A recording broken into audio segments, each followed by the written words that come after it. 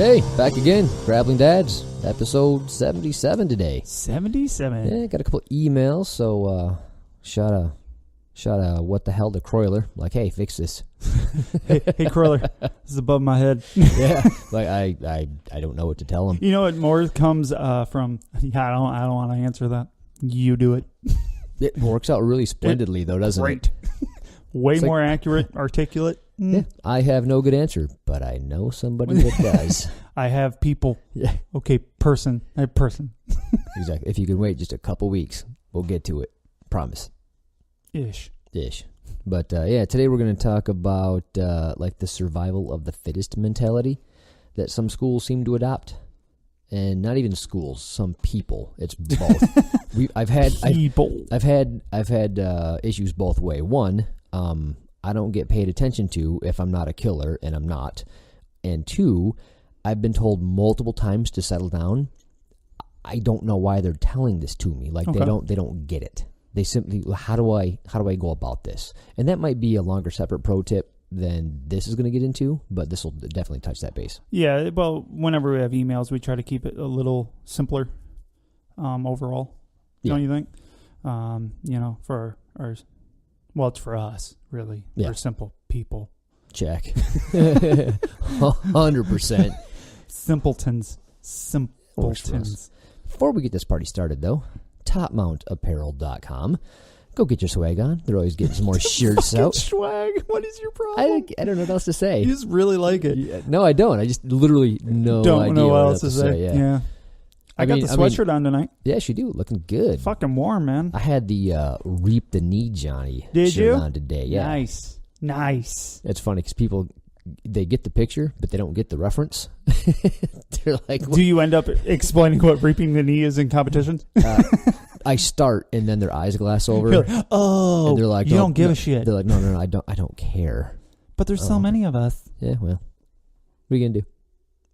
Anyway, wear the shirt any damn way because it's a cool shirt. If you want to be that guy at your work. My Barambola shirt's also sweet. Nice. People look at it immediately, like the car guys around me are like, oh, it's the brake. No, it's not the brakes.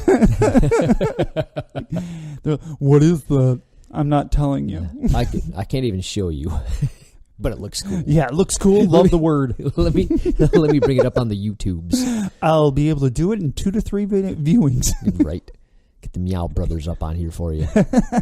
Perfect Barambola win right there. There it is. But yeah, GD10 at checkout if you want to save yourself a little bit of money. Yeah, do that for sure. Yeah, good people, good causes. Get yourself some swag. The sweatpants are super comfy. I'm digging my beanie. They are big. Just warning you. They're big. Eat a Twinkie, Kip. That's all I'm saying. I do. I eat a lot of them. You know this. But no, I got mediums, which are like perfect, but because I wanted them kind of big. And yeah, they're big. My wife's like, those look super comfortable. I'm like, wow, she's they are. Steal them, isn't she? Fuck yeah, she is. Yeah, I lost my my sweatshirt. It's gone. My wife stole it.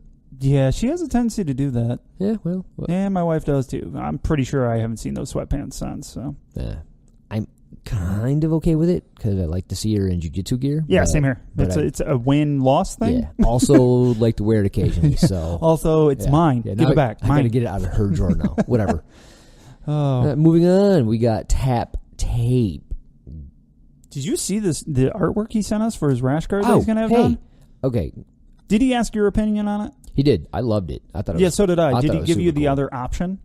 I didn't get another option. I got one he asked me about a different option. So it's so everyone, if you haven't seen it, which you haven't, unless you follow his personal page on Facebook, I do believe. Is it personal or is it? I don't know if it was Tap Tape. It might have been the Tap Tape, but either way, it's a really cool artwork that he's working on for his rash guard, and it's like the Grim Reaper or skeleton. Grim Reaper, I think. Grim Reaper for sure. Did you say Skeletor? No, I should have though. I thought you said Skeletor. No, but totally should have. I'm like, can we rewind? I can see that. I can see Skeletor. It's totally Skeletor. But yeah, Grim Reaper for sure. Skeletor. And it's got his hands out, and it's like doing puppet masters. Yeah, marionettes with 2 jiu-jitsu people. And he asked me, he's like, do you think I need to have one that's being held up by tape? Because it's tape that's he's doing the marionette with. And I go, then it would just be this weird hand floating there on the other side. So I'm like, no, don't do that. No, I like the way he did. I thought it looked sweet. I think the positions of the people maybe could have been different. but I rather than just attack like the beginning stance of a roll. Yeah, standing. Like they could be maybe somebody's attacking or getting. Well, don't you think? Yeah, I think the lines would get all crossed up then. Yeah, yeah, that might be tough. I thought it was pretty cool. The concept I thought was beautiful though. Yeah, really well done. Cool. Yeah, very good. Oh, anyways, their tape's great. Yeah, get it on Amazon, buy it, use it, review it. Please review it. That actually sounded pretty good. It did. It's almost like I read it. Yeah. But I didn't. We didn't. We have reads from him. We're almost getting good at this. No, are we? Not really. Are we? Yes, no. we are. What's that other place that we go to? Oh, yeah. The Black Lion Jiu Jitsu Academy. Grand Rapids-ish, Michigan. Yeah, it is ish because it's actually Byron Center. Yeah, is it Byron Center or is it Gaines? It's considered Byron Center, I do believe. It all gets. I think as soon as you cross the highway, it's Byron Center. Gotcha. Well, these people don't care. Yeah, no. Anyways, if you're local, come see us. If not, come see us anyways. Yeah. Haha. Yeah, Dave's coming out. When you're in town visiting the Great Lakes, Yeah. Tourist season. It's going to come up in about 7 months. It'll be great. It'll be awesome. Be super great. We'll be there. We're there a lot. Yeah, the kids' classes keep growing and keep up strong. I love seeing it. If you want to get ready for competition, maybe, just show on up. Yeah, might be a good idea. Enjoy. Also, this episode is brought to you. This episode. You don't like the way I talk, Kip? I don't understand. No, I love it. I talk as bad as I read. This is fantastic. You really do. This episode is brought to you by Croyler Gracie. I like to say it's powered by Croyler Gracie. Yeah, it's not really broad. It's powered by. Yeah, it's powered by. Yeah. He's like a energy system. He's like the knowledge source behind it. Hey, we have fucking knowledge. Do we? No. Yeah. We're two blue belts fucking around with things. See, we bring the hey, we're struggling too to the podcast world of jiu-jitsu, Well, yeah. We have what I'm saying, I was Kip, going to deny it, and I'm like, no, that's about right. What I'm saying, Kip, is we have issues. I have issues of being dropped on my head. Well, so, it was fun. Oh, yeah, I got a story about my knee, too. Oh, gosh, we didn't get to that, did we? We will, right after the sponsorship. But, yeah. Croyler Gracie. Elkhart, Indiana, if you're in the greater Indiana area. Northern Indiana. We'll go or greater. If you're on 89, you're going right through the northern Indiana. He's right off of there-ish. Yeah, if you find yourself in the middle of nowhere, you're probably close. There's a gas station somewhat nearby, so if you need gas, some Funyuns, and some jiu-jitsu, done. Problem solved. But yeah, sign up for a seminar, have him out for a seminar, get some private classes. We're doing one. Oh, yeah, we're doing one Saturday, yeah. Yeah, so this will be fun. We don't get a discount. No. We probably should pay double just because he gives us all this knowledge.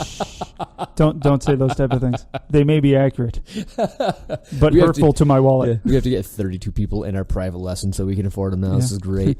Well, you owe me $3.2 million. Yeah. Fuck! Ooh. Not again. Worth it. All right. Oh, man. So before we get in the pro tip, destroyed my knee yet again. Yeah, go ahead and describe that non-existent problem.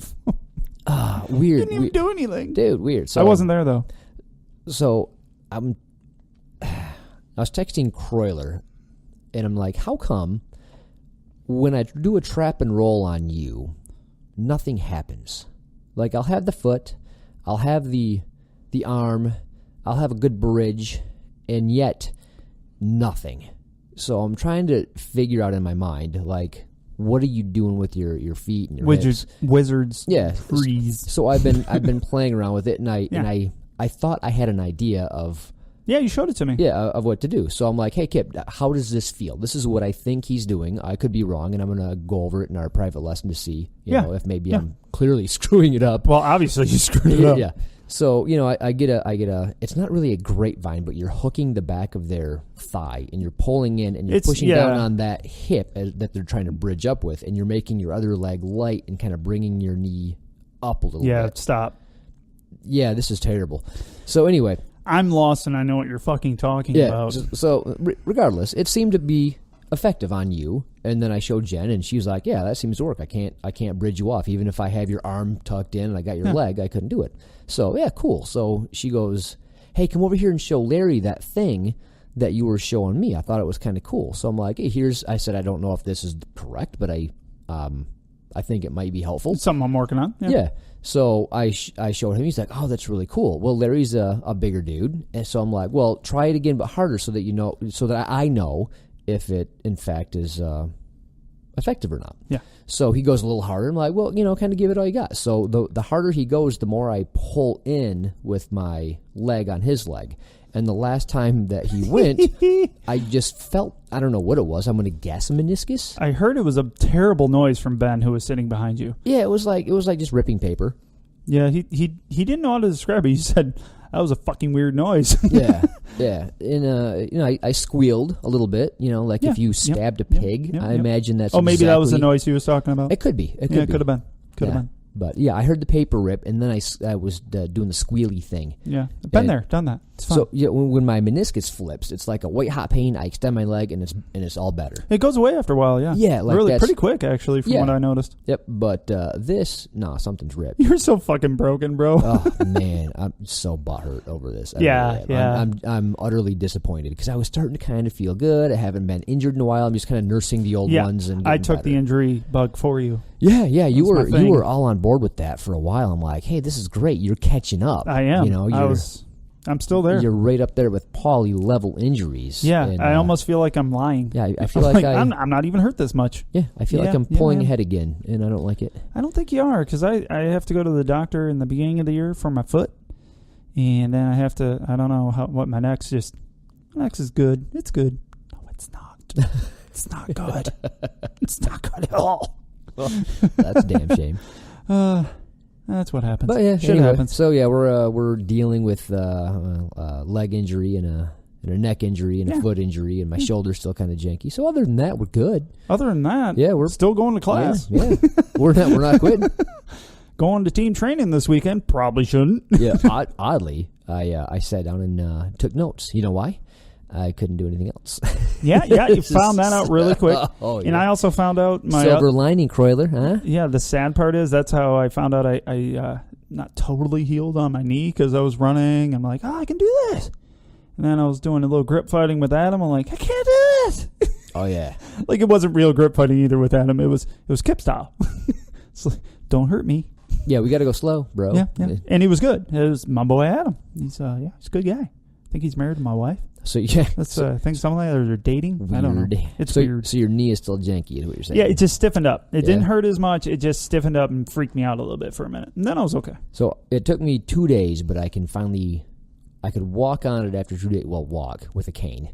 That was oh. By the way, people, this is one of those old school. I bought it from Walgreens when Walgreens was like in tumbleweeds out in the West. It was literally. It's a T, which I don't think helps as much.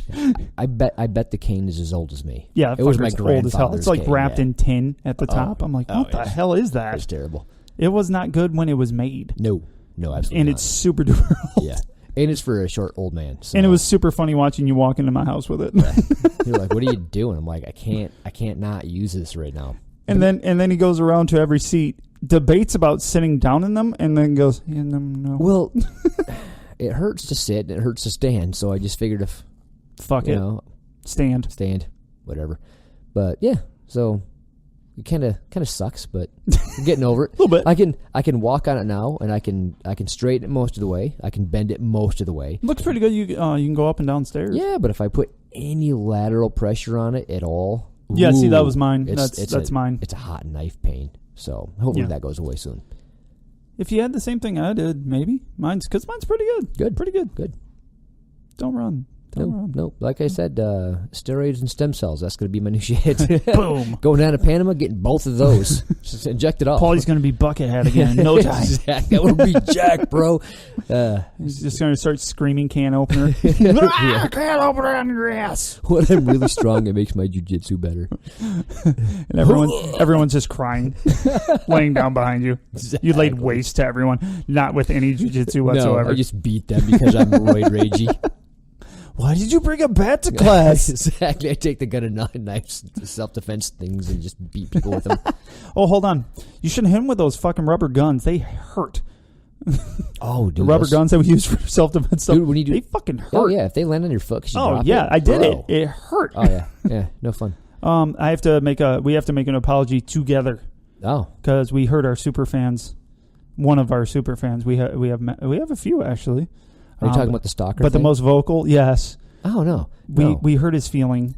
No, bro. Stalker is like a term of endearment, brother. In this family, we appreciate you. In this family, in the Grappling Dads family, we that's love a good you, thing. Homie. Yeah, we literally love it. You're our boy. Yeah, we appreciate you. Yeah, really do. Keep stalking us. Yeah, stalk the shit out of us, dude. It's awesome. As a matter of fact, but the only guy that can stalk us is the guy with the beard, because you post some pictures with you out of the beard. I don't know who it is. Not a fan, bro. Yeah. I was like, I literally didn't know which one. There was 3 guys in the picture. I'm like, I don't know which one's him. Yeah, which one's Dave? Fuck. Odd. As long as you're going to stalk us, write in with some questions, some stories, some dumb shit that happened. We'll read it on the air. Yeah, Bully's been writing to us recently. Come on. Rock it out, dude. Yeah, we love questions. Sarah, where you at? Sarah just likes stuff. She sent us a picture of her. That was so cool. Fucking hilarious. That sounded horrible. It's a happily married woman with kids. That's not what it wasn't that kind of picture. She was in a gi that clearly she got surprised by the picture that was being taken. She's like, look at this great click. And her caption to us is, finally got a great picture of me rolling. Yeah. Ooh. Yeah. That's a good look. She's just so confused with a mouth guard in the whole notch. We're like, ooh. Dude, it was awesome. A great picture. It was awesome. And I can't believe we didn't repost it. We like you, Sarah, I guess, because we did not repost that. We didn't meme you. If you want to post it, we'll like it. We'll do that. Maybe comment. Maybe. Well, for sure. All right, what do you think? Are we good with the apology? Mutual apology? I guess it wasn't really an apology. It was more, we accept your stalkerisms. Yeah. And love them. We love you for who you are. We stalk Croyler. Yeah. Google map his house. It's fun. Jesus. You have the pool? He's like, what are you doing, bro? So why you going in the boat today? It looks like you're going to go in the boat today. You have all the stuff out for the boat. All right. Croyler's pro tip. The GDs asked me to discuss why some schools adopt the survival of the fittest mentality and how so few schools adopt the concept that continual growth and improvement.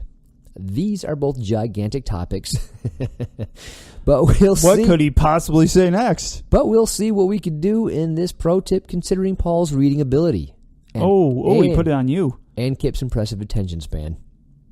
Did you say something? Nope. All right, we're good. Moving All right. On. All right. Numero uno. 1. I guess. Yeah, I did. Well played, sir. I just did that. Number one. Number one. I can't stop. I'm stuck.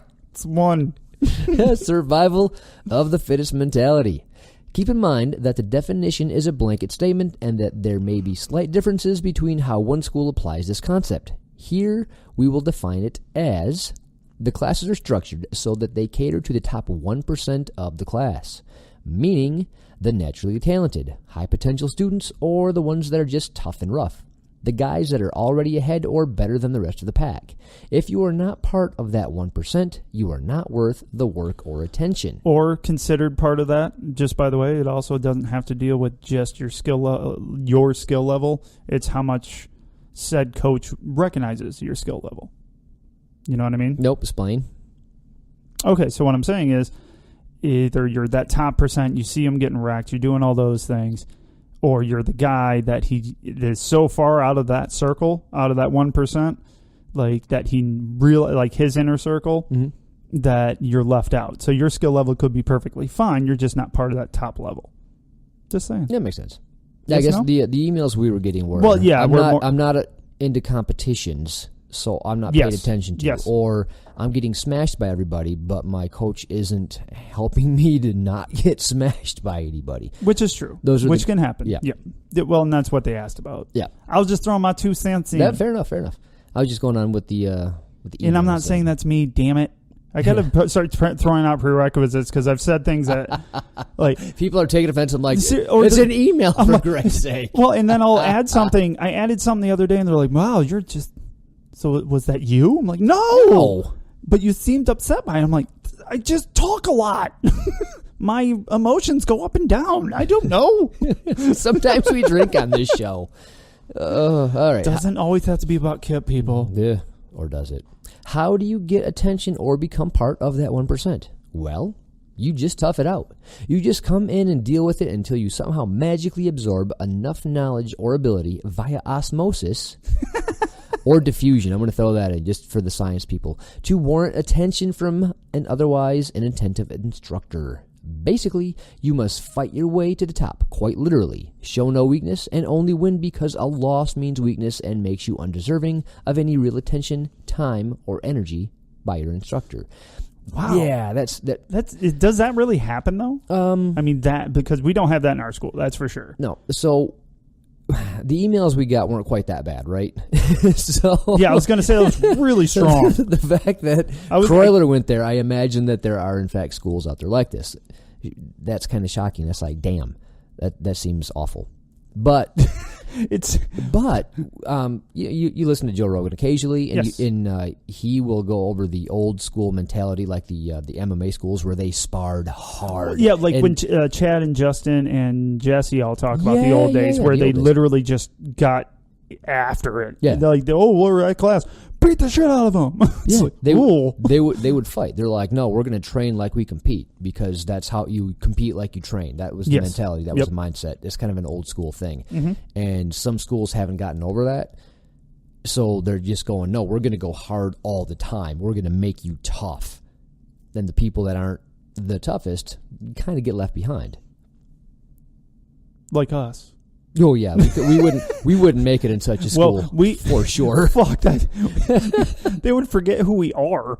Be like, who are the old guys in the back crying? Right. The fuck are they back there for? We'd walk in the door and hear a collective, they're going to be complaining about being broken again. I mean, we do now, but it's for different reasons. That's more just our thing. Right. I mean, that's how we get ready for class. Yeah, right. It's a good old cuddle and cry. It's fine. Exactly. Totally fine. But, I've actually heard quite a bit about, schools like that. They're just like, hey, if you're not in the top echelon of people, or if you that's what the emails were around. Yeah. We got enough of them that we're just like, well, I guess we got to talk about it. Well, a couple of them weren't even that. They're like, my school feels cliquey because you hear that one a lot. The people that have been there for a while all seem like they're great friends and everybody loves each other, and they don't talk to me. They don't give me the time of day. They don't want to help me out. You got to earn my friendship. And so the excuse I've heard about that before, because I've actually noticed that throughout the years that the new people come in just didn't get a lot of attention. And when I was inquiring about it, when I became part of the clique, right, because I was around long enough so I could actually ask these questions, they're like, well, so few people stick with jiu-jitsu that it becomes not worth your time. So we don't want to invest a bunch of time into new people. And emotion into it. Exactly. No. So if I put 6 months into an individual and I'm trying to make them better, and I'm invested in you. I'm invested in your life, in your betterment, in your life game, whatever you want to call it. Yeah, that wasn't a good finish to that. No, it was terrible. But my point is, when you just quit anyway, because most people do. Most people do. I mean, it's just numbers don't lie. Most people do. You get the why do I bother mentality. So a lot of people go, I'm not going to give you any fucking attention until I know that you're going to be here. And what I was told is if they're there for over 6 months, the chances of them staying are pretty good. Yeah. But up until the 6 month point, we don't bother with people. And I'm going, geez, you think more people would last more than 6 months if you did bother? But that's what I did. And that was my thought also. Yeah, and I asked that. I'm like, do you think more people would stick around if they didn't feel ostracized for 6 months? And they're like, no, it doesn't matter. Really? That's what they said. It really doesn't matter. He goes, maybe 1% of the people that walk through that door stay. He goes, we got this group of people here because we've all been around for years. Yeah. But it's been the same group of people for years. Like maybe 1 or 2 trickles in over that time frame and stays, but not really. Yeah. So it's interesting. That's sad. I wonder if So is it because jiu-jitsu's hard? Is it because of the individuals? Is it because of how the school operates? I mean, there's so many reasons. Yeah, there's a lot of factors, and I always fall back to the one that makes sense to me, and it's like sucking at something for so long. Yeah, it's tough. Because that first 6 months sucks. The second 6 months, that sucks too. You're not wrong. It does. It sucks. You're just and it's fun. It's cool to see our new guys in our school because we're a very inviting school. If I'm not talking to you, it's for no other reason than I saw a shiny object on the other side of the wall. but most of all our people are pretty welcoming in. I know they were with me.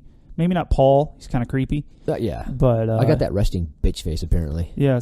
Well, I think my wife kind of got me, too, because, gosh, that was a while ago that Ben and Morgan got married. Yeah. I was talking about it with Morgan. I'm like, it's really weird. You didn't know Jen very well, and you guys didn't really talk to me a ton, but you invited us to your wedding, and then you invited my wife to your, like, photo shoot because somebody ran out of your bridal party. And she's like, yeah, I knew she was awesome. Didn't bring me up, though. Hurtful. Hurtful. But no, that just goes to show how, like, welcoming, because she basically invited the whole damn gym, you know. That was fun. Yeah, I think it was. Hell yeah, it was fun. Watching our coach get steadily more and more inebriated was awesome. God, that's always fun. And I love how Morgan has, like, a progressive photo shoot of him in the photo booth that was there. Because he's like starts off with his cute pictures with his wife Ashley, like, yep, and then it just progressively like left clothing and ended up with like no shirt, bow tie on. It's like, when did the apocalypse happen during these pictures? This is really weird. All right, I think we got off topic a little bit. Did we? A little bit, a little bit. Well, no, we kind of didn't, because that was off topic, but it's how welcoming our school is. So it's for us. A lot of this is going to be a little off kilter for us. Yeah. You know. Yes, so these kind of things can be multidimensional, because it could either be the school, the instructor, or it can be the student, you know, with the kill or be killed mentality. Yeah. Oh, yeah, and we'll get into that. And by the way, that whole thing that you were reading at the beginning there, I just kept waiting, going, this doesn't happen. At the end of the sentence, it just never came. Yeah. All right. B, why would any school operate this way? Yeah, why? Why would it, Kip? I don't want to guess, or do you want me to keep reading? Let's guess. They love grapefruit. Go. I want to be the toughest. I got to be the most badass school out there. No. I should strike fear to the hearts of other schools. No? No. I bet that's it. No. Well, actually, I think it is. Yeah, actually, I think you're right. I'm like, bro, that makes sense. Yeah. Hey, asshole, I said it in a weird voice, but it was true. It was fucking true. I'm mocking, but not. All right, because poor jiu-jitsu instructors see tough students as a reflection of their ability as an instructor.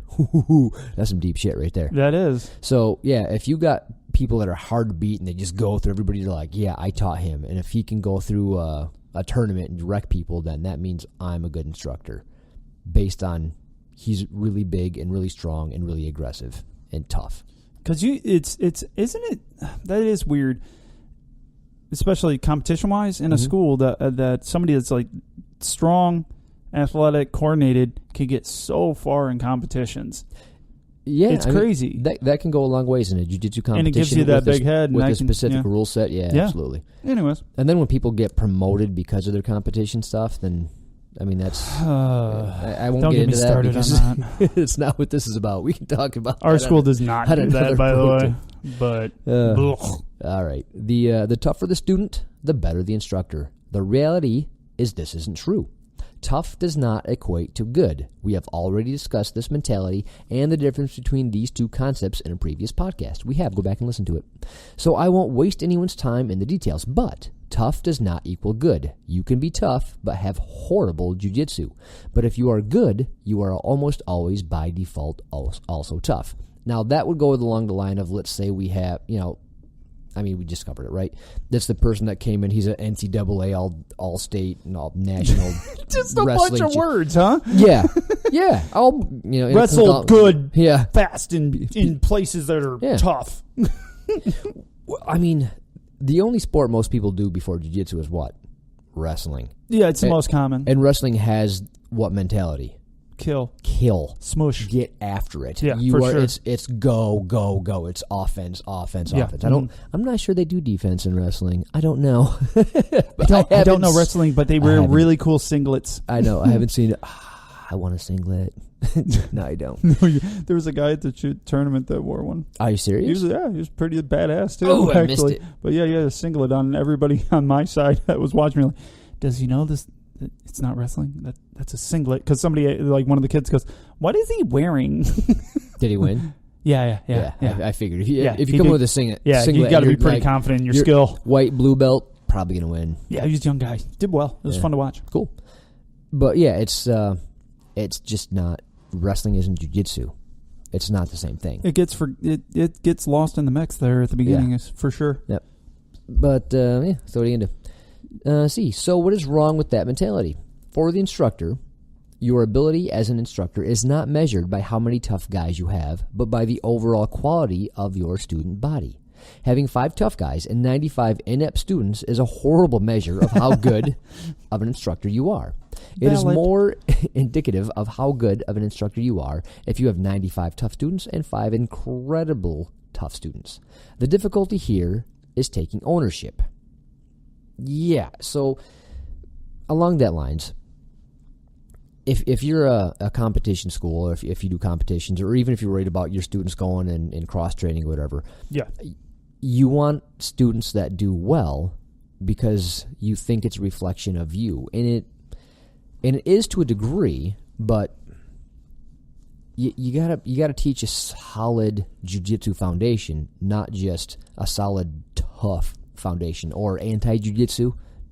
Yeah. And I think the wrestling, we're not picking on wrestlers. I think it's a great base to come in with. I think wrestling is great. It's just not jiu-jitsu. It's amazing. It's not jiu-jitsu. And that's what I was going to say. It's not jiu-jitsu. And I think a lot of people forget when they come in and they have that aggressive mentality and they look like they're so much better than a lot of the other white belts. And overall knowledge, it's not. It's just they're athletic and have been grappling because that's a grappling sport for a long time. It's still not jiu-jitsu. Yeah, and we're saying that is, well, at least I'm a wrestling fan. Yeah, same here. I enjoy watching it. Yeah. I enjoy the sport. I think it's amazing. I think it's great. I think a lot of jiu-jitsu takedowns are based in wrestling. Oh, yeah. You know what I mean? Croyler's even bringing in a national champion wrestler in to teach takedowns because it's that, it's that important. Yeah, they're good at what they're good at. Hell yeah. But it's kind of easy to pick on as far as this topic goes because people come in and they have that tough mentality. Because they are tough. Be a warrior. Go forward. If you're a solid wrestler, even if you're not, man, that's a tough-ass sport, dude. That's 2 Rams with a whole lot of skill fucking running into each other a lot. But when you're a wrestler, you have a season that you do it in, and then the matches are relatively short, and you have you have a limited amount of things that you can do. With jiu-jitsu, you don't have a season per se, and it's something you want to do for life. So you can't train jiu-jitsu like you train wrestling. Otherwise, you're going to get fucked up all the time and quit. So wrestling is like for a season. You do it for a time. Jiu-jitsu, you can do it for a lifetime. I feel we're going to get yelled at for this comment. I'm good with it. I would love good with feedback. It. The dads, grapplingdads.com.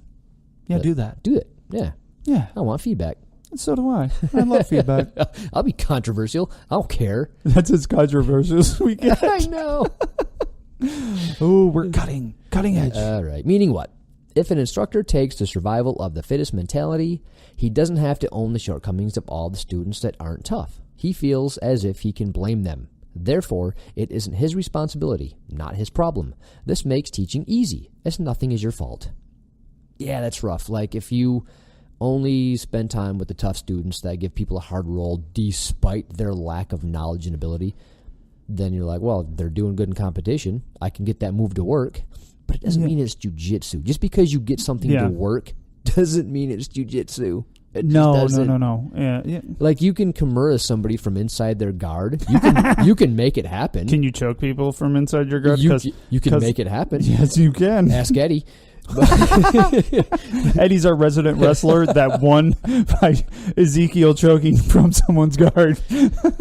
So you can make that shit work. Disappointed and proud all at the same time. It's weird. But it's Eddie, so it's awesome. Yeah, we love Eddie. Yes. He's kind of a dick. You can't tell by listening to the show. No, you can't because he's a dick. We do in fact like him. Dickhead. Yeah. He's got jerk friends like Matt, who's all nice and has family.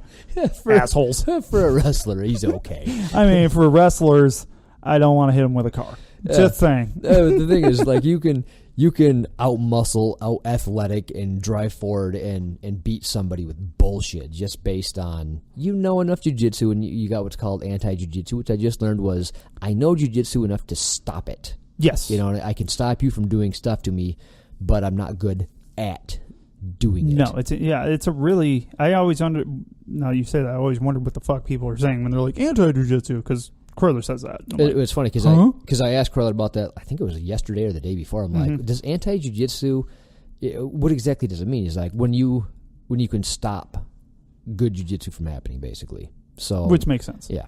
All right. I got it. Let's see. But the reality is that an instructor only succeeds when he is capable of making their students better than they are and or achieve all their own personal goals. This way of thinking causes the instructor to carry the burden of their students' shortcomings. Shortcomings is in quotations, just so you know. I thought I'd throw that out there. It matters. We really need to do video. We could just do the quotes with our fingers. I know. People are still going to listen to it and not do the video. So. Oh, it's valid. Yeah. It causes the instructor to take ownership of all the failures. It translates to the instructor having to take a much closer look at his teaching ability. It causes the instructor to have to work much harder. It is far more tiring physically and mentally. This is much more energy costly because the instructor will have to help everyone all the time as they themselves don't want to fail. Exactly. Yes. So that's harder, right? Because when you have a few students that are doing good, it's encouraging, right? Because you're like, hey, I'm getting people to get better because they're whooping everybody's ass. So I'm going to spend all my time on these people. Even if it's not a conscious thought. Yeah, you kind of want to be drawn to the people that are successful. It's just a natural thing. Yep, you want to put all your eggs in those particular baskets. And there's some people that, through no fault of their own, like people aren't kinesthetic, they aren't athletic, they're old and broken. Ask us how we know. You know what I mean? They're not aggressive. They don't have any background in any sport. For example, I got a gym at my work. I go up there and they got a little bike thing, so I've been doing that to try to get some blood flow in my knee, right? Mm-hmm. So we got this guy Justin Rona, and he's jacked. Why do you use last names all the time? I don't know. It doesn't matter. He's a nice guy. But he's I work with. A jacked individual. I don't know why I do that. It's weird. But anyway, nice guy. But he had another guy, and I don't know his name, so this is perfect. Yes. Kept on asking him about working out. So he's like, well, come on up. I'll show you some things. I'll get you started. And watching him try to work out was almost embarrassing because he didn't have any ability whatsoever to do anything in that weight room. He couldn't do one pull-up. He couldn't lift the bar off a basic bench press. It just looked so gangly and awkward. Just everything he tried to do just looked extremely awkward. Yeah. Even though the weight was appropriate for him. Because he's never done anything physical before in his entire life. Now some people, they'll listen to like Jocko Willink or Joe Rogan, and they want to come in and try jiu-jitsu because of all the benefits they hear. But they have that background. It's frustrating as a coach and even students trying to help them because it's like, where do I start? You know what I mean? Yeah. It's hard. It's like, oh my God, where do I even begin? Like you can't even sit in base without being tippy. You know what I mean? It is. It's true. just like it's true. It's like you are beating yourself. Like I don't even have to do anything, and you submit yourself. You're so bad at this, but you have to go. All right, as a coach, as an instructor, I have to take somebody like that and spend just as much time, if not more, than the people that are natural at this, that are fun because you show them something one time, they're like, "Got it, coach," and they're aggressive, and you're like, "Yeah, this is jiu-jitsu, winning tournaments." But this guy over here needs you. Yeah. But this guy over here is also so tough, harder to deal with. Yeah. It's frustrating. And I get it. Man. But it's not the point. The point is this is a school. He's here. They pay just as much as the person next to him. Exactly. But I don't fault coaches for that totally. I know it was easy for me when I coached to really gravitate towards the better players. It was a team mentality, literally doing it all together. So it's a team in jiu-jitsu, but it's different because you're still out there by yourself. Mm-hmm. This was, I would focus on those guys more, and then it didn't take me too many games to realize, those aren't the guys that need the most help. It's the people that didn't know what they were doing, because as soon as that guy, the best players didn't have the ball by them, guess what happened? The rest of the guys didn't know what to do or not enough. Right. So it's it is the same thing. It's the people that need your help the most are the ones that aren't naturally to this, didn't have a preset, like you said, like martial arts or a preset wrestling background. Those are the guys that need your help the most because they get fucked up a lot. I was that guy. I mean, I had soccer. Yay. Totally the same thing as jiu-jitsu. No. And I'm pretty good with my balance and things like that. So it could kind of look like I knew what I was doing. But I just kept getting hurt and doing stupid shit and being flaily. And it's like, yeah, then people took me under their wing pole. Aw. So it was a little different. But yeah, it's tough for a coach, man. It really is. Especially, let's use our school as an example, is how fast we're growing. So we went from this class that was very easy to manage and see who was rolling to, holy shit, is there enough room to roll? That's a really good point because 2 years ago when I started, it was easy to... There was like 8 of us. Yeah, it was easy to help people out. It's not a big deal. You just grab a new guy, every 4th week, and now it's just like a steady stream of people. I'm like, over and over. Yeah. I can't teach everybody. I can't help everybody. But you want to. Well, yeah. Paulie wants to. But when you're the head coach anywhere, it's got to be tough because everybody needs your attention all the time. Yeah, and then oh man, that can't be easy. No, but you don't have to turn into a school like this. It's going to go towards that though, and I think that's where we're kind of going with it is. You're going to go towards that if you're not careful. And you're going to end up more like this because the more you really put that time into the survival of the fittest type person, the more your gym's going to turn into that. It's interesting. Right? It's interesting because it's easy to throw a school under the bus for being survival of the fittest. Oh, yeah. But then when we start talking through it, you can see how it happens. Oh, yeah. It can almost happen organically. Yeah. Like you could have this close-knit, very family-oriented, new guy comes in, you're excited, you're helping him out, he gets all the attention too, along with the 10 other guys you have. Yep. And all of a sudden you got 100 students and you're like, holy shit, what happened It's here? overwhelming. I get it. So you're like, well, these people seem to really like it. They've been around for over a year. I'm gonna spend my time on these guys, and if these guys stick around, cool. If not, geez, it sucks, but there's only so much of me to go around. Yeah, so. And so I can't fault it at all. And I can fault it if it's in bad taste. Well, no, right? if that's like how you lead, like you bring people in and you're like, here, watch this class, and it's just people beating the shit out of each other. You're like, this is what we do here. Right. I think intent is a lot of it, right? So if yeah, for sure. Yeah. As I drop my phone. Nice one. Sorry, everyone. All right. It's so unprofessional. So yeah, you want to be there for all your students. Sometimes especially the new ones or the ones that are the quote unquote weakest, if you will, that need the most help, and maybe start. This may or may not be true, but develop some of your upper belts to be a coach. Like, hey, I need you to help with some of the new people because there's not enough of me to go around. Yeah, which we have, like we have Morgan, right. Ben. Because we don't want anybody to fall behind or feel like we don't care. No, about them. And it's once you're in our school, you're part of the family, so we're gonna try to keep you there. Right. Yeah, for sure. And but not every gym's that way. No. Evidently. No, apparently not. Not based on all the emails. Emails have spoken loudly and clear. Let's see. I hope this makes sense. And for the students in a school that has adopted the survival of the fittest mentality, every day will feel like war. Every day will be a fight, and every win will be a potential for attention from a poor instructor. Every loss will be punished with a continued lack of attention. That must suck.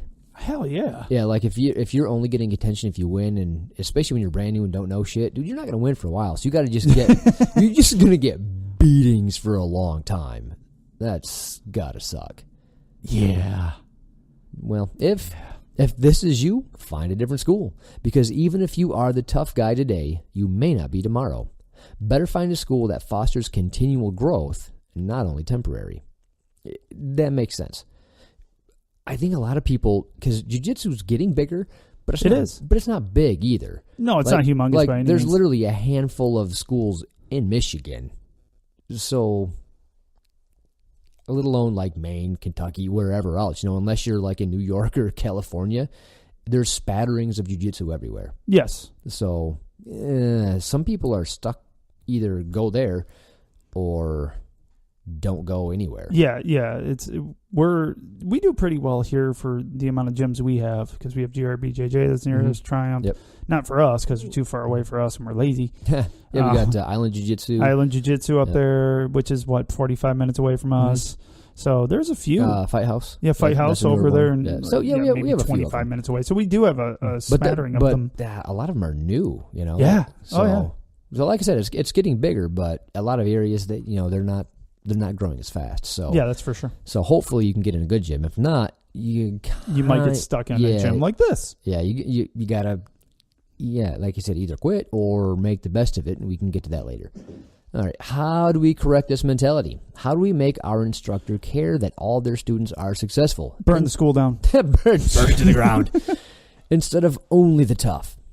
We as students should bring this up to the instructor. If you feel the instructor is unapproachable, then that is a sign that this is a deep issue at that school. Don't subject yourself to such a harsh environment. The kicker is that the instructor of such an environment will see your departure as your weakness and inability to cut it instead of their failure. I think the bigger the school, the more that is too. Well, when you got like 400 students and you're this kind of person, you're like, whatever. Couldn't cut it. Exactly. I think that sucks. That does suck. We wouldn't know, because we're not in a big enough city for that to be a thing. You got to be in a big city for that size. Yeah. For sure. Oh, yeah. Look instead for a school that is welcoming and is fostering a healthy environment on where we can grow long term. A school that adopts the mentality that failure is not desired but acceptable as it leads to growth. So, yeah, you're going to fail in jiu-jitsu. That's part of the learning process. Yes. You have to fail. Big part. That's what rolling is, right? That's what the aliveness is. That's why it's real, if you will.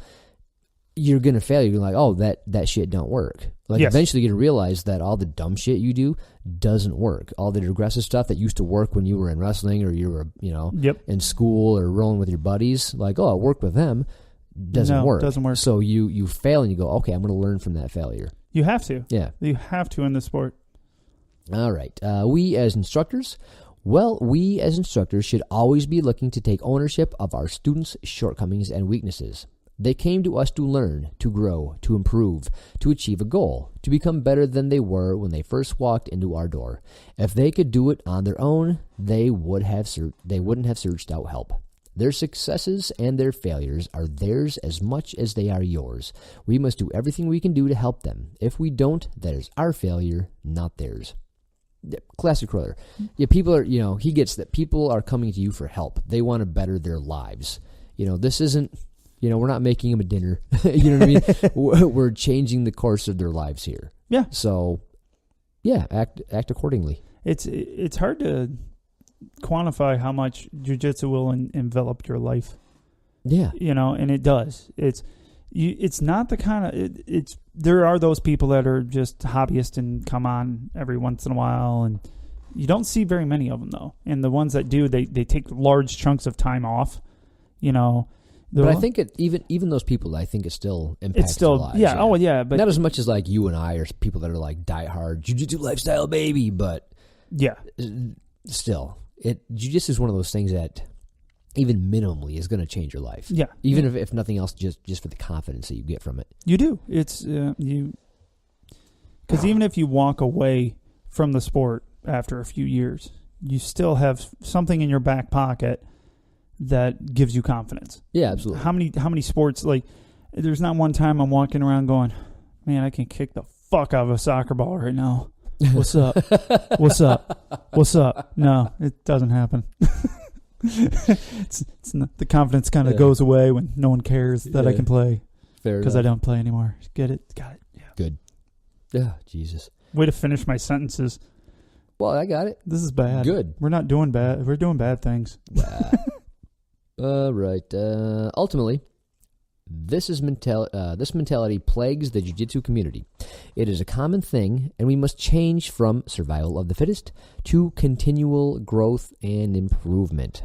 That's the big thing. As long as you're making small incremental changes every single day, you're doing the right thing. Because this is a long-term sport and not wrestling, if you will. No. Get it again.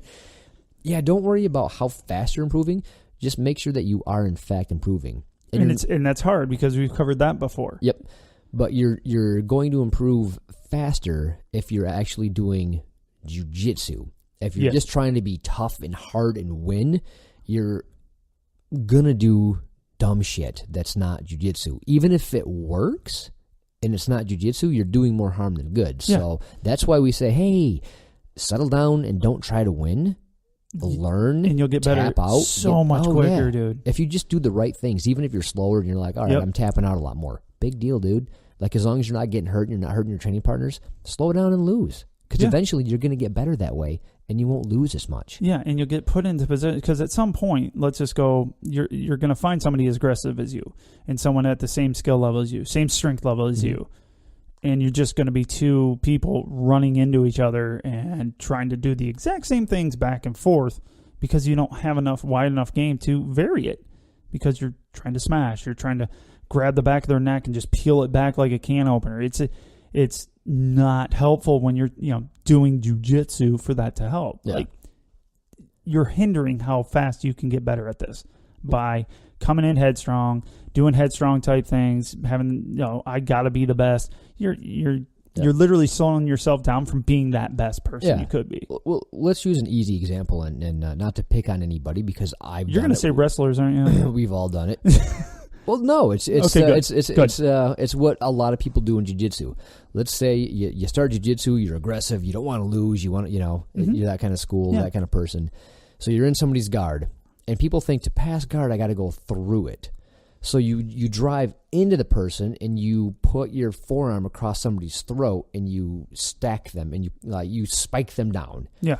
And you can last 5 minutes there. Well, they didn't tap you out and you were on top and you were across their throat. Ergo, you won.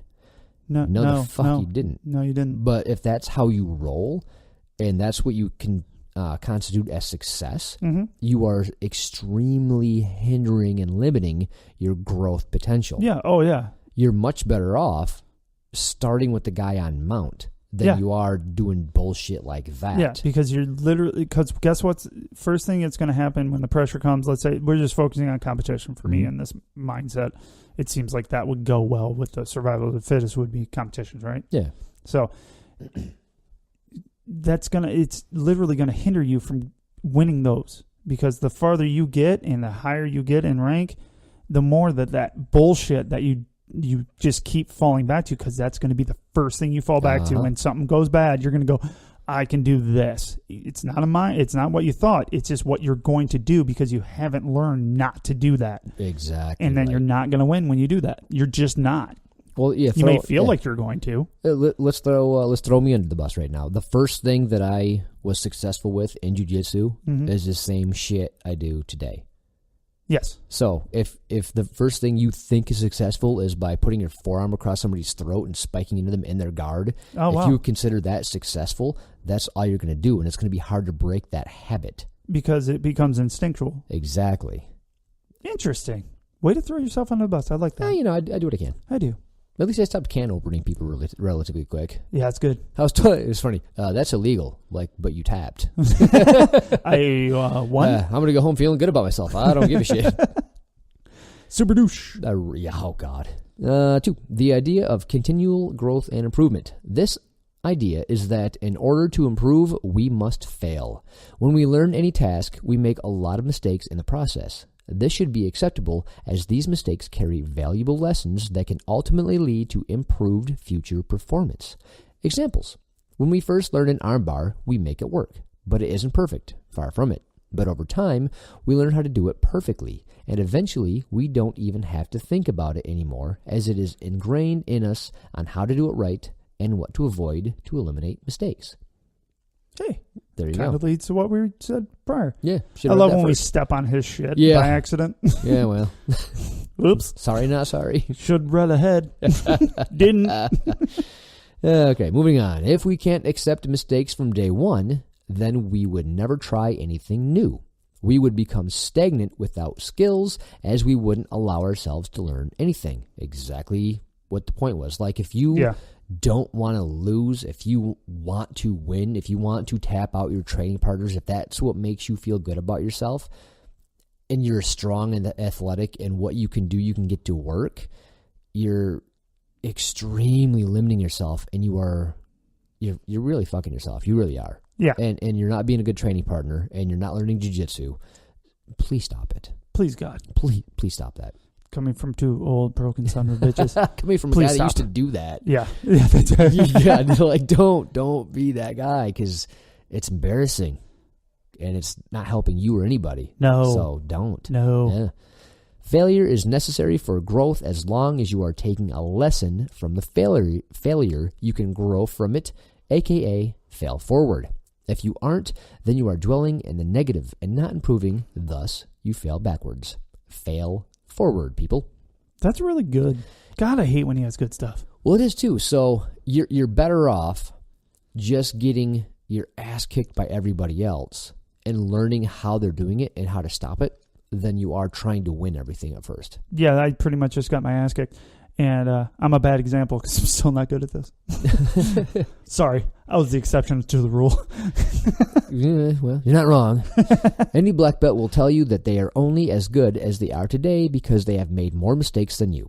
The more mistakes, the more opportunity for growth. The goal is to find weaknesses in your game so that you can patch them. If your weaknesses aren't exposed, your shortcomings aren't analyzed, your mistakes embraced, how could you ever remedy them? That's another good point. Like, because everyone makes mistakes. Yeah, and if you're not making mistakes, you're not trying new things. Mm-hmm. If you're not going for that armbar you just learned, if you're not going for the Kimura you just learned, if you're not going for that sweep you just learned, because you don't want it to go bad, you don't want to end up on your back, you don't want to end up, with somebody on your back. You're not going to learn. Like, you need to make those mistakes until you're good at it. Yes. Enough to do it. Mm-hmm. So, for example, let's say you're trying to do a hip bump sweep, and it just keeps on getting stuffed over and over and over again, and they keep on getting your back somehow or whatever. Well, when you first learn it, that's to be expected. Yeah. Expect to fail. Mm-hmm. But like he said, fail forward, like you're going to get better at it. We talked about this on earlier episodes with, hey, try it on new people. Tell people to let you do it. You know what I mean? Yeah. Like, there's nothing wrong with that. Maybe you slowly ramp up the resistance. Exactly. Yeah. But yeah, if you're not trying new stuff, you're not learning jiu-jitsu. Exactly. So if you have to win so bad that you're not willing to try new stuff, then, dude, you're going to get stagnant quick. Real quick.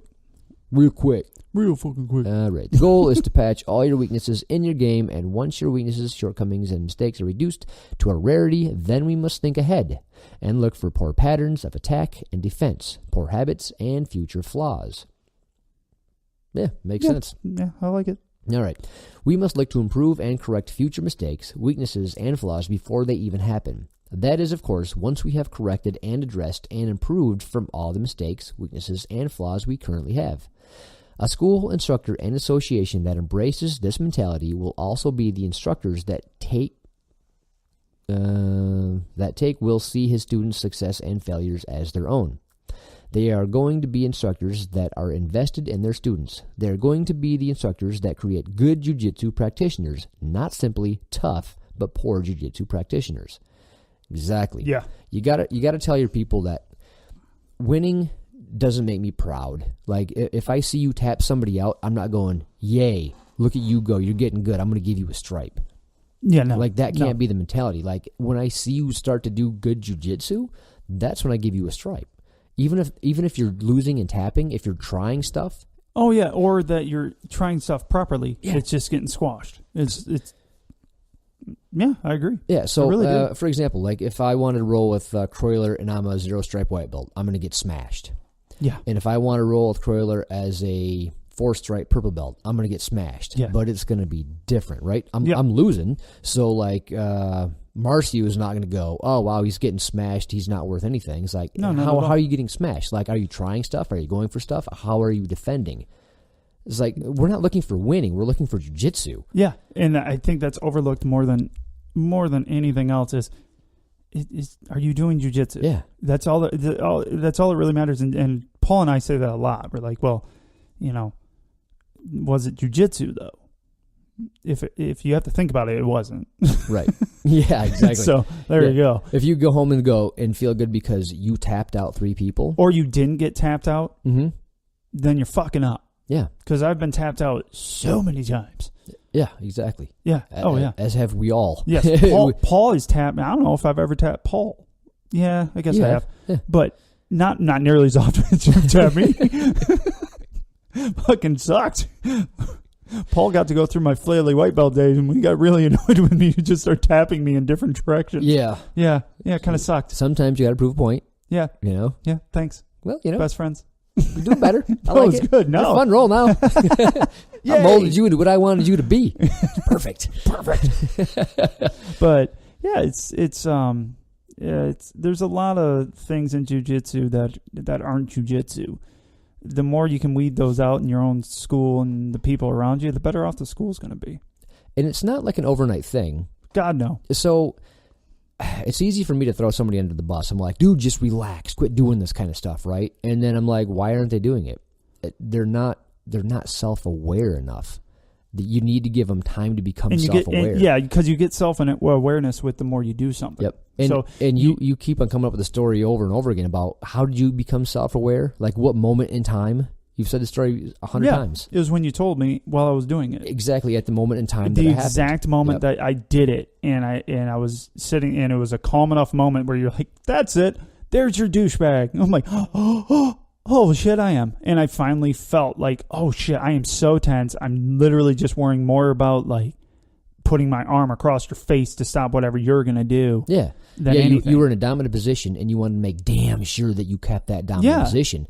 And to do so, you were using all your muscle and might and strength. Exactly. And I was literally like shaking. I'm like, bro, see what you're doing here? Yeah. Like this is what I'm talking about. And you had to like take a mental. I literally note. stood up. I'm like sat up. I'm like, holy shit. Yeah. It took, and that was a ways in. I mean, that was not a ways, but it was months in, and But a lot of people don't get that. Well, and Chad's told me that too, though. Like Chad, like I can think back as my coach, like he had told me that a million times. It wasn't like he hadn't tried helping me. It didn't click until I knew enough for when Paul said that to me. I go, holy shit, I've seen other people do this to me. Oh my gosh, I am doing exactly what I don't like when other people. Oh fuck, I'm totally sucking right now. Right. Yeah. But yeah, I think it's not always coach's fault.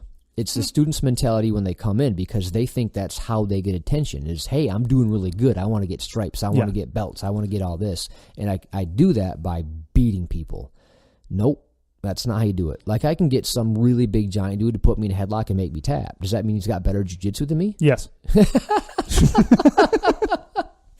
Well, I mean, you should have defended yourself, bro. Like you're fucking almost purple belt, dude. Yeah, defend yourself. That's really hurtful. It really is. But yeah, the fact remains is just because you can get something to work doesn't mean it's jiu-jitsu. So work on your jiu-jitsu, and eventually you'll get good. Exactly. And one thing I want to bring up is I talked to Quirler about something. What was that fucking last week? I think Saturday. I think it was Saturday. He called me. I looked at the phone and I go, "Oh, son of a bitch!" And my wife's like, "What?" I'm like, "Quirler's calling me." She's Why can't he just text like a normal person? Because I'm on the phone a lot for work, but I go, "Son of a bitch, he's calling me." And she goes, "What? Talk to him." I'm like, "Oh no, I'm gonna talk to him. He's just gonna make me learn shit, though." And I answered the phone, and he did. And we just talked about how schools have these mentalities, and it's like it's not always what the coach is doing. Yeah, the coach is the top person there, right? And that's who everybody looks up to. But not all the time is it their fault that they're sitting there, there's people just murdering other people, and all he sees is the part where they look good, let's say, right? You know, everybody's going to have their moments, especially the guys that are athletic and things like wrestlers are going to look great with their takedowns, things like that. And he sees those. And he's going to go, wow, that guy's doing great. He's really taking on what I'm learning. But then he doesn't see the other times. The other times where the guy's just stacking and beating the crap out of somebody, but in a non-jiu-jitsu way. Think about that, though.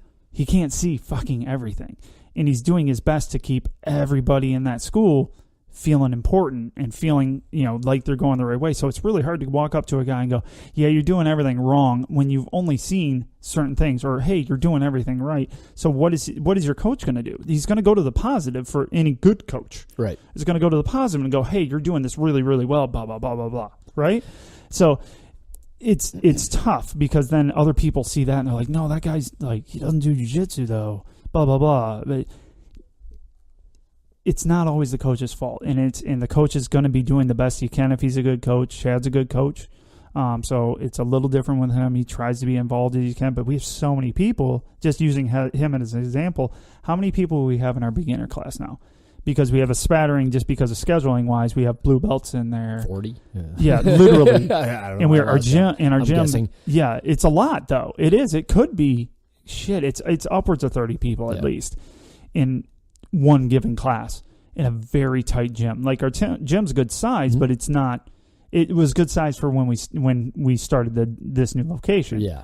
Well, now we need to knock some walls. So Chad's shit's getting out there, and people are like, "Yeah, I want to be part of this." Right. Well, that's awesome, but the only thing is that pulls Chad even more different directions.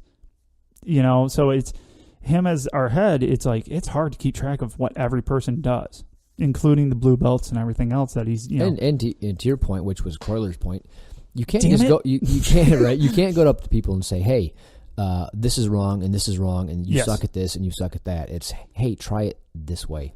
Yes, and see if that works any better. Because if you just people, I don't want to say people, but many people don't like negative feedback and criticism, especially when you're starting. And in jiu-jitsu, I could really see that because you hear it from the people you're rolling with, like, calm down, breathe, stop using your muscle, you're not learning. Well, all those things end up coming across very frustrating, which we've also talked about. It's funny because it seems condescending, and it's not meant to be. So, well, it might be with some assholes. I don't know. Not at our school. Some people are like, settle down. You're so fucking bad at this. Oh, jerk. Well, some schools might not bother telling them to settle down. They might just smash them and be like, "Well, that's what you get." Yeah, I can't do that. Come at me, bro. No, Chad has a lot on his plate. I just use Chad for instance, by the way. It's our coach. It's the only one I know. Yeah, you've only been to one school. One gym. So I use him, and I hope he doesn't mind. Well, if he does, he'll just beat me up at school, so it's cool. Sounded like he's going to take my lunch money, didn't it? Yeah, it's weird. He could. Yeah. But, it's an option for him. Yeah, but just through a conversation about coaching and trying to keep, in how all the different things that come into being a coach, I could see how turning into a shit gym could happen so easily. And it's amazing to me that you can keep anything straight the larger you get. Well, and there's so many different personalities and so many different needs. And, somebody might be there because they want to be a world champion. They might just want to get fit. They might be scared for their life and they want to learn self-defense. Yeah, or they want to be the best of the best. You don't know. So, they just might need a stress reliever. There's so many different or just reasons. want to be part of it. Yeah, there's a lot of that once you get a taste of the jiu-jitsu lifestyle and the people that are around you, it's like, man, I just want to keep being around that. So I don't even care if I ever get a different, colored belt on my waist. I'm just here. I want to be part of this. Yeah. So that happens a lot. Exactly. So, a lot of times have a little faith in your coach. Give them some slack, right? Because it might not be as bad as you think it is. And most of the time, it's not. Yeah. It's your mentality, and that's pretty much what Corler brought across with me. Was like, just keep a positive attitude, and try to jump into somebody else's shoes. So this goes with what we're saying here too, with like all the people that are coming in headstrong. It's like, put yourself in their shoes. Mm-hmm. Put yourself in the shoes of this wrestler that's been doing this for years, and now he's got to change. Yeah. Now he's got to start looking at other things. Now he's got to figure out how to not stack. Not, and if he is going to stack, what are you going to do jiu-jitsu beyond that to make that effective in this sport? That's a great point. It's all relative. Well, to it's funny because it's crazy. He might have like 15 years of a coach yelling at him to be more aggressive and stack him up and kill him. Yeah. And now he's like, "What do you mean calm down? What do you mean calm down? I'm doing it wrong." Yeah. Like, because that's got to be a huge mindfuck for these people. So but because we can't put ourselves in their shoes, we're like, they're just being assholes. Yeah, they're just stupid wrestlers. It's like, oh fuck, they aren't. And the funny thing is I bet this is not what Corler wanted me to take out of that. Still helpful, but, right? But it's because we were talking about coaching and ways to do it and things like that and just conversation. We do it with Corolla all the time, not over the phone. But it was really great to hear him. He wants me to watch a video of how to be better, but it's like an hour, and I don't have that kind of lifetime to do that. He could have gave you a book to read. Oh, yeah. That would have been worse. I don't read. No, but I love those conversations, and you learn a lot. I didn't learn much from that conversation until I got off the phone. A lot of times, isn't that crazy when you have those? You got to marinate on shit, right? Yeah, I did. I did too. Yeah. And I was like, no, it's this. It's my way. And I thought about it, like, fuck, it's not my way. Well, I mean, I'm a good example of that. I am hard-headed as shit. Fuck yeah. Dude, if I have an idea in my head. It's true. It's true. Well, and the thing is I research shit, right? So if I've read... You Google shit. No, just kidding. I know you read books. I was going to say, I read... If I've read a bunch of books on stuff, or I listen to hours and hours of the podcast from a doctor, I'm like, no, I'm thinking the scientific evidence trumps whatever your feelings are. Like, good luck changing my mind until you come at me with like 6 more books. But doesn't mean it's always right. It doesn't mean I shouldn't listen to somebody else's point of view on it. Yeah, and the thing is like I said, it's taking a step back and going, holy shit, that person is just doing what they know. And, exactly. And when you're a new white belt with no background, what you know is going to come off stupid, like, because you don't know. Like, so what you don't know, and then you just get murdered, right? So it's very difficult. Now, it's hard. Like, it's easy for you and I to look at that, though. I can put myself in there because that was me. I sucked. I didn't know what I was doing. So yeah, I can put myself in that. So a guy comes in trying to muscle me. We have the human savings in Austin. When he came in, both of us were like, yeah, I get that, though. I get it. I can put myself in that. I've been there. Yeah, I've been there. I know that. Where I haven't been is a coach of 100 of people. Yes, exactly. And to be able to avoid this type of gym, because I mean, I'm sure there's these gyms out there. Obviously, Corler's talks about it. He's been in a lot of gyms. But I'm sure most gyms don't want to end up like this. They really don't. They want to be like our gym. They want to be like, you have some really shining stars that are willing to help out everyone. That's all our upper belts are willing to do that. And that does come from Chad. Chad breeds that because he makes them run classes and things, and really learn how to do that. And I know he's taken time aside to show Morgan not only, her competitive stuff, like you need to learn this and this. He's also going to show her how to coach more. So, but it wouldn't have, it's not every school can do that, but I never saw that. I wouldn't see that if I didn't know Morgan, right? So it kind of reminds me of a book I read from Jocko Willink, Extreme Ownership. Yeah, you talked about that. So interestingly, when you hear extreme ownership, you think, well, that should be something that my coach should read. And 100% you're right. Your coach should read it. But guess what? You should too, because you have to take ownership of everything that you can control as well. And even if you're a student, even if you're a brand new white belt student, you still have a semblance of control over your attitude and what you learn.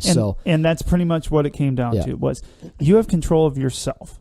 Now, if you choose to have a shit attitude and walk in just being shit and, and being shit, by what I mean by that is having a shitty attitude and being there, you're still going to affect everyone around you. That shit attitude can be one of two things to me. You can be that asshole that's in there trying to hurt everybody, trying to be the best of the best and just doesn't care how he gets there. Okay, that's being a shit person. But guess what? You're just as shitty as a person if you walk in there with a shit attitude and affect all that around you with your shit attitude. So you're going to complain about this. You're going to complain about that. Well, get the fuck over that, because your coach is doing the best they can. The people around you are doing the best they can. You need to do that too, even if you can't see that other side. Now, so any wrestlers that Paul and I have offended over the last 2 years, you're tough, so you can take it. But we don't know what that feels like. We didn't come from a very similar activity. It's the most similar of any activity to what we do. Grappling sport. Correct. Yeah. But I've never had that. So I came in with none. I've never had that experience of coming in with so much knowledge on a sport that I've never done before, and had to try to adjust. Yeah. Never fucking had to do it. So I can see how hard that's going to be, how hard it's going to be to stop beating, just crushing people. How? They have to become self-aware, like Paul said. Well, guess what? They need time to figure that shit out and to build up the knowledge in jiu-jitsu just from osmosis, I'm sure. Yeah. Diffusion. Diffusion. We talked about this. Definitely diffusion. and so I'm just I found this out about myself. It wasn't really stemmed from anything, just talking, which Croylers like to do. Like he called you today to talk you through your dumbassness. Oh yeah. He kind of put me in my place. Yeah, I was sure I was right too. Yeah. Well, yeah, and that's just the thing. We don't call them with complaints or anything. We're not talking about complaints. It's just we come up with something that gets stuck in our head. Yeah, that's usually jiu-jitsu related. Well, I was saying I was going to do a podcast about rolling with big people, and how it bugged you. So they were saying you should roll with big people because that's what life is like, blah blah blah. And I'm like, well, I also don't want to get injured. And he's like, well, it's not a size issue; it's a training partner issue. Yeah, and I'm like, well. But if it's a training partner issue with size, it's going to hurt more than if it's a training partner issue with no size. And then he's like, God, can I just call you? And we had a long conversation. And that's how our conversations come out. And as we all know on the show, I'm a little bit bullheaded. I have an idea stuck in my head. A little bit. And I'm like, no, I'm going to make you prove your point. And Croyler's been around long enough and has been doing this since he was 3. He's like, dude, I've done this more than you will ever have time to if you live till 105 and keep going. Yeah, which is true. So he's got all this vast knowledge and experience that I simply don't. So he can slowly ask me questions and do the whole Socratic method of what about this, what about this, what about this, and then you're like, oh, okay, and you kind of paint yourself in the corner, going, oh, okay, I can see where my way of thinking was in fact faulty.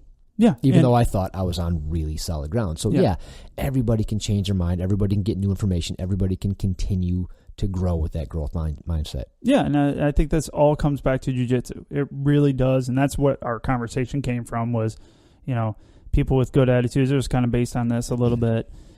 Just having a good attitude when you're around, and it's like, well, that doesn't seem like that big of a deal. Well, when you have a shit attitude, it bleeds out of you. You can just see it. So whatever it is, let that shit go. Give all your training partners the benefit of the doubt. Most people are good people. Yep, I think we'll the bad people get weeded out. True. We'll do an episode on. So if you have this kind of gym, to one extent or another, right? So Croyler used kind of like the nth degree, right? Yeah. So this is like if this is the kind of gym and the coach is a cocksucker and he doesn't care. I'm not talking. It could be that, or it could be just, hey, people come in and they think jiu-jitsu is what it's not, and it's so big that the coach can't pay attention to everything, and you're getting smashed, and you're not getting paid attention to. Yeah. And how can we? Which was the emails, right? And how can we deal with that? How can we still have fun and not get injured and improve with an environment to some kind of degree to that level? Yeah. So maybe we'll do an episode on that. Not a bad idea. Yeah. Not a bad idea. Croyler, get on that. Croyler, do it. We'll change our mind by next week. We will get to that. Yeah. We've gotten to all the episodes we talked about. It's just sometimes it takes a few months. Yeah, it does. We still have to have Morgan on. Hey, Morgan. You little punk ass. Ooh. Fighting words. Yeah, she's going to kill me. Well, worth it. Yeah, whatever. As long as she's on the show, I don't care. Yeah, I have something she wants right now. Ooh. She's got to be super nice to me. Yes. Yeah. I know about this thing. Yes, you do. It's a surprise. It's a surprise. But have her come on. She has a great person that she's going to bring on. I can't remember the woman's name. How dare you? I think she's part of Girlzillions, which Morgan's part of now. Oh, that is so fantastic. And so we're having the Girlzillions coming up pretty quick, right? Yeah, pretty quick. Yeah. I do believe my daughters are going. It's going to be awesome. Yeah, so is my daughters and my wife. Fun. It's going to be great.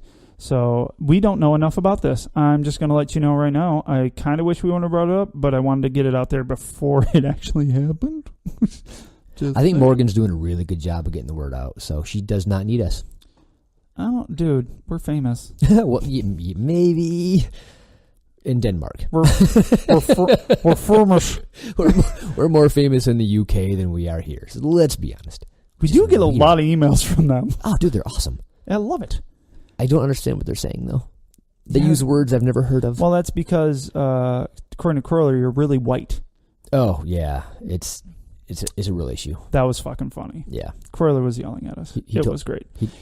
I'm pretty sure he mistakenly sent that to me because I got it. I'm like, what are you? Oh, that was for me. Yeah. Yeah. I was like, what are you talking about? Oh, that must have been for Paul because then I saw the after emails. Yeah. So if anybody knows what a poke bowl is, nope. Fucking yum in a bowl. It looked delicious. It's great. I asked Croyler if I could get it at Taco Bell, and he sent me a "I will kill you" meme. I do believe he hired my wife to kill you, so you should really watch your back. Okay. Can she do that after she makes the poke bowl? Poke bowl. Do you like some sushi? Oh, dude, I love sushi. Yeah, the only reason I don't eat bowls. sushi is because, one, it's really expensive. Fuck yeah, it is. And two, my wife's not as into it as I am. Yeah, see, neither is Jen. We'll just, like I said, we're going to go on a date. Yeah. It'll be fine. Can you pay? Because I'm poor. Oh, wait. So am I. Fuck. People send us money. How many times have we told you people send us money? Or, please? Yeah. I mean, that'd be nice. I mean, it would be thoughtful. I can't even find a girl selling shit. We'll post it. Sweet. If Morgan will let us. I don't know if we're a little too public of figures for that. I'm not sure. But it's in Grand Rapids, Michigan. It's going to be at our gym.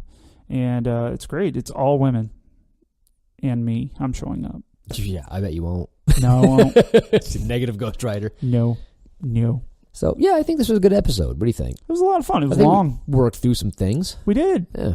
And just should we add the caveat again? This is not about my gym or my coach.